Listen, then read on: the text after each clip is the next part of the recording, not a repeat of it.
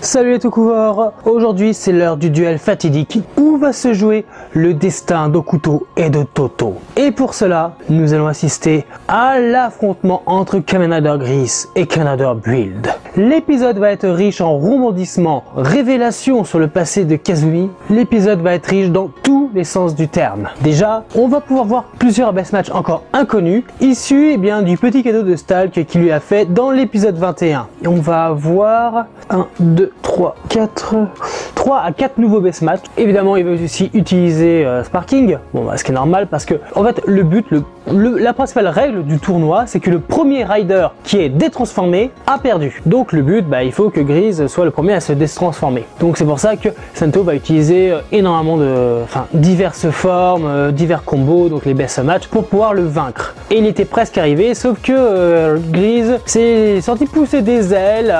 Il veut protéger aussi son pays. Donc Kazumi, d'ailleurs, on apprend pas mal de choses sur lui. Déjà, au moment de sa transformation pour devenir un Kamen Rider, on lui a dit bon, t'effacer la mémoire. Il fait non, ne faites pas ma mémoire. Par contre, faites croire à mes amis que je me souviens de plus d'eux. Et après, donc, il se fait gazer. Sans mauvais jeu de mots, mais ce mec est vraiment hyper sympa, trop cool.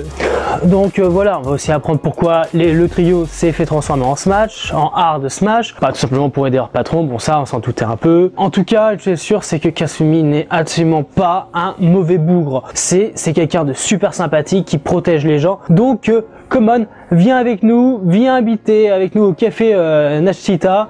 Il y a encore de la place, je suis sûr. Bon, bien je me demande où Sawa dort en fait, ou même Ryoga dort parce qu'il n'y a qu'un seul lit, donc il y a un truc qui va.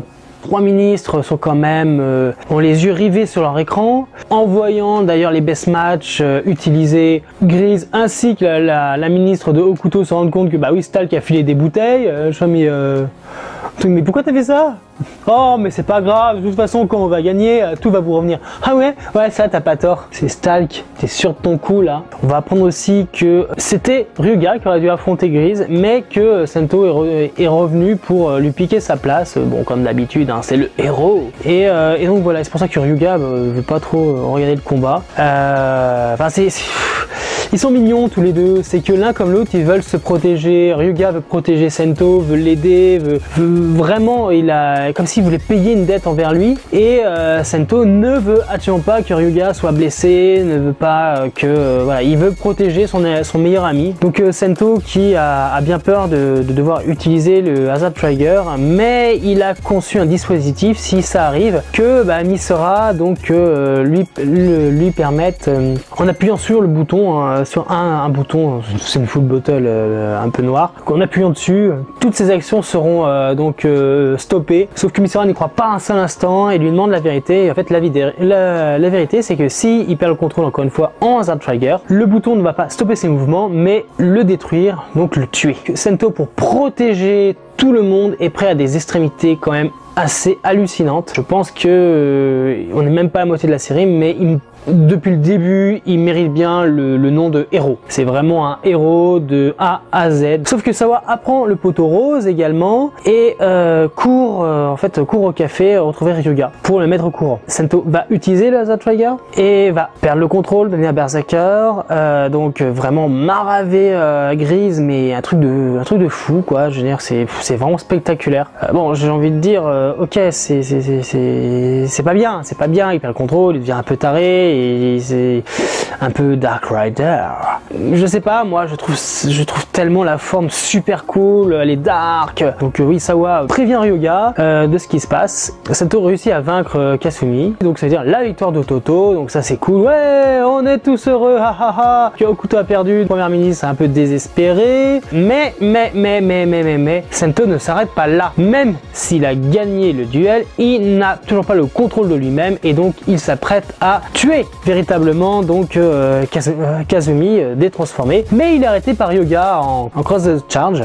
Après, il conseille de Grise sur le fait qu'il ne pourra pas le vaincre parce qu'il ne contrôle pas donc la puissance de Splash Driver. Ryuga va quand même essayer parce que il le dit lui-même, il est le seul capable d'arrêter son ami. Et perdant lui aussi le contrôle, se laissant submerger dans un dernier éclair de lucidité, il se frappe lui-même avec sa propre puissance et le résultat est un miracle, c'est-à-dire qu'il gagne le contrôle complet de sa transformation. Et là, la fin du combat est juste génialissime et Ryu réussit à sauver donc son ami. Alléluia! On apprend aussi par la même occasion que le restant, donc les deux membres du trio restant connaissent la vérité et savent très bien que leur patron n'a pas perdu la mémoire. Mais voilà, tellement ils l'aiment, tellement ils l'apprécient, ils ont joué le jeu.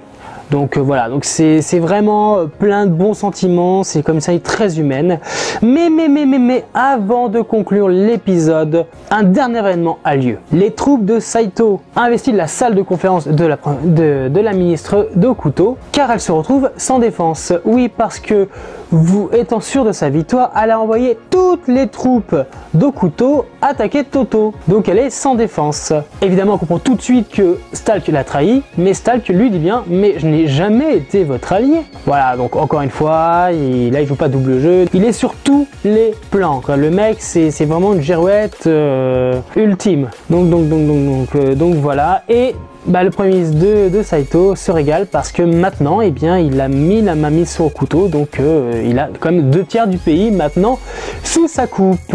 Et les dernières images nous montrent le prochain Kamen Rider, le Kamen Rider de Saito, Kamen Rider Rogue. Mais quels sont ses pouvoirs? Qui est-il? Nous le saurons la semaine prochaine. Bien, moi j'ai apprécié l'épisode comme d'habitude, épisode vraiment centré purement sur l'action avec quelques révélations, très bien dosé, puis l'arc de la guerre qui se finit convenablement pour enchaîner sur un truc encore plus gros, que du bonheur, donc je suis aux anges. Et vous, qu'est-ce que vous avez pensé de l'épisode? Réagissez, parlez-en, et on se dit au prochain épisode. Bye les Tokuvars.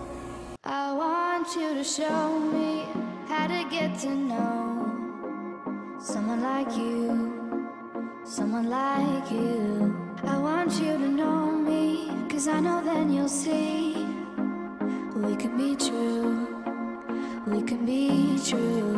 I want you to see what I see in us, something so real, something so real. I want you to see that